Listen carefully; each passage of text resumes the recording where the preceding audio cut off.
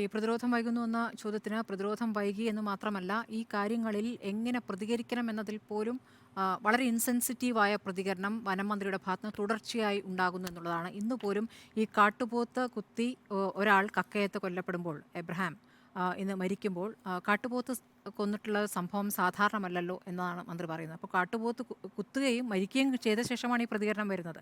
അപ്പോൾ അങ്ങനെയാണോ ഈ വിഷയത്തെ കാണേണ്ടത് എന്നുള്ളൊരു പ്രധാനപ്പെട്ട വിഷയം നിൽക്കുന്നു. വനമന്ത്രിയുമായി ബന്ധപ്പെട്ട് നേരത്തെ പറഞ്ഞ അഭിപ്രായങ്ങളോട് തന്നെ ഞാൻ യോജിക്കുകയാണ്. ഇപ്പോൾ നോക്കൂ, ഏറ്റവും ഒടുവിൽ തീരുമാനം വന്നിരിക്കുന്നു. ഈ കക്കയത്ത് ആളെ കൊന്ന കാട്ടുപോത്തിനെ വെടിവെക്കാനുള്ള തീരുമാനം വന്നിരിക്കുന്നു. ആ തീരുമാനം ഇപ്പോഴുണ്ടാകുന്നു. പ്രശ്നബാധിത പ്രദേശങ്ങളിൽ കൂടുതൽ ഉദ്യോഗസ്ഥരെ നിയോഗിക്കാൻ തീരുമാനിച്ചിരിക്കുന്നു. വന്യമൃഗങ്ങളെ ജനവാസ കേന്ദ്രങ്ങളിൽ കണ്ടാൽ ടോൾ ഫ്രീ നമ്പറിൽ വിളിക്കണമെന്ന നിർദ്ദേശം, ആ നമ്പർ അടക്കം കൊടുത്തിരിക്കുന്നു. അപ്പോൾ ഇത് നേരത്തെ ചെയ്യാവുന്ന കാര്യങ്ങളല്ലേ? ഇത് നേരത്തെ എന്ന് വെച്ചാൽ നേരത്തെ മരണങ്ങൾ തുടങ്ങിയ ഘട്ടത്തിൽ തന്നെ ചെയ്യാവുന്ന കാര്യങ്ങളാണ്. ഇപ്പോൾ നോക്കൂ, ഈ ഇന്ദിര മരിച്ച ഘട്ടത്തിൽ ഈ പറയുന്ന അവിടുത്തെ നാട്ടുകാർ തന്നെ പറയുന്നത് പല തവണയായി അവിടെ ഒരു കാട്ടാന പ്രശ്നമുണ്ടാക്കുന്നു എന്നുള്ള കാര്യം പറഞ്ഞിട്ടുള്ളതാണ്. അപ്പോൾ നിങ്ങൾ പേടിപ്പിച്ച് വിട്ടാൽ മതിയെന്ന് നാട്ടുകാരോട് പറയുകയാണ്. അല്ലെങ്കിൽ ചില ഘട്ടങ്ങളിൽ പറയുന്നു വാഹനമില്ല എന്ന് പറയുന്നു, ചില ഘട്ടങ്ങളിൽ പറയുന്നു വാഹനത്തിന് അടിക്കാൻ ഡീസൽ ഇല്ല എന്ന് പറയുന്നു. അപ്പോൾ വനം വകുപ്പിന് യഥാർത്ഥത്തിൽ ഏത് രൂപത്തിലാണ് വനംവകുപ്പ് പ്രവർത്തിക്കുന്നത്, ഉദ്യോഗസ്ഥരുടെ ക്ഷാമമുണ്ടോ, ജീവനക്കാരുടെ ക്ഷാമമുണ്ടോ എന്ന വിഷയം കൂടി അവിടെ പരിശോധിക്കേണ്ടതുണ്ട്. അപ്പോൾ ഇതാണ് ജനങ്ങൾക്ക് കിട്ടുന്ന മറുപടി. ഇന്നിപ്പോൾ 8 മണിക്ക് ആ വിഷയമാണല്ലോ ചർച്ച ചെയ്തത്. നമ്മുടെ ചർച്ചയ്ക്ക് ഇന്ദിരയുടെ അയൽവാസി രാജി ഇരിക്കുന്നുണ്ടായിരുന്നു. രാജി ഇരിക്കുന്നതിൻ്റെ 200 വാര അകലെ 16 ആനകൾ നിലയുറപ്പിച്ചിരിക്കുകയാണ്.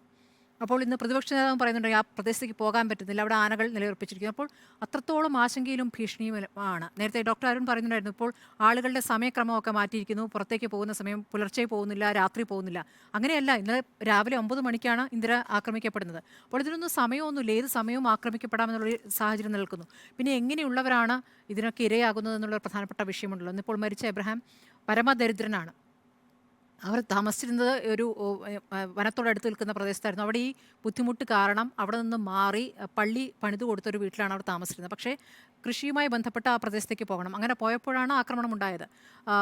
ഇത് നോക്കി നിൽക്കുമ്പോൾ തന്നെ, ബാക്കിയുള്ളവർ നോക്കി നിൽക്കുമ്പോൾ മരണം സംഭവിക്കുന്നു എന്നുള്ളതാണ്. പിന്നെ ഒന്ന് സംഭവിച്ചിരിക്കുന്നത്, ആദിവാസി ഊരിൽ നിന്നുള്ള ദമ്പതികൾ രണ്ടുപേരും ഒരുമിച്ച് പോകുമ്പോഴാണ് ഭാര്യ കൊല്ലപ്പെടുന്നത്, ഭർത്താവ് കാണുകയാണ്.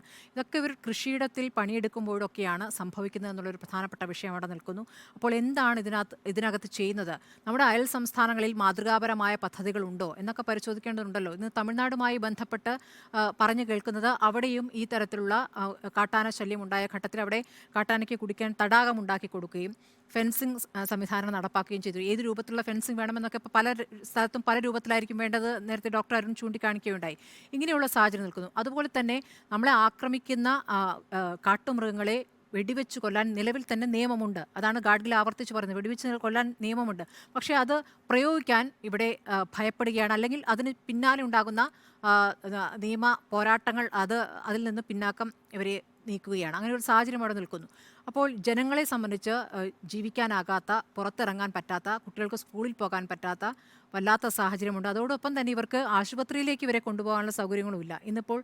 അതുകൂടിയാണ് ഇന്നിപ്പോൾ എബ്രഹാമിൻ്റെ കുടുംബം ചൂണ്ടിക്കാണിച്ചത്. അവിടെ നിന്ന് ആ ഭാഗത്തുനിന്നും ആശുപത്രിയിലേക്ക് പോകാനൊക്കെ വളരെ വൈകുന്നുണ്ട്. അങ്ങനെയാണ് മരണം സംഭവിച്ചതെന്ന് പറയുന്നു. അപ്പോൾ ഇത് നമ്മൾ വയനാട്ടിൽ നമ്മളത് അന്ന് ചർച്ച ചെയ്താണ്, ആശുപത്രി സൗകര്യമില്ല എന്നുള്ളത്. അപ്പോൾ ഇതൊക്കെ മലയോര മേഖലയുടെ ഒരു പൊതു പ്രശ്നമായി കണ്ട്, നേരത്തെ പറഞ്ഞതുപോലെ നികേഷ് കുമാർ ചൂണ്ടിക്കാണിച്ച പോലെ സ്റ്റേറ്റിൻ്റെ പൊതുവായ വിഷയമാണ്. ഇത് വനം വകുപ്പ് മാത്രം പരിഹരിക്കേണ്ട ഒരു വിഷയമായിട്ടല്ല കാണേണ്ടത്.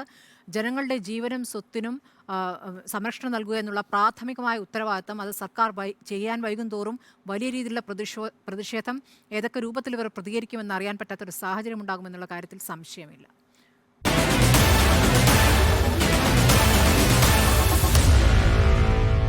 Meet the editors.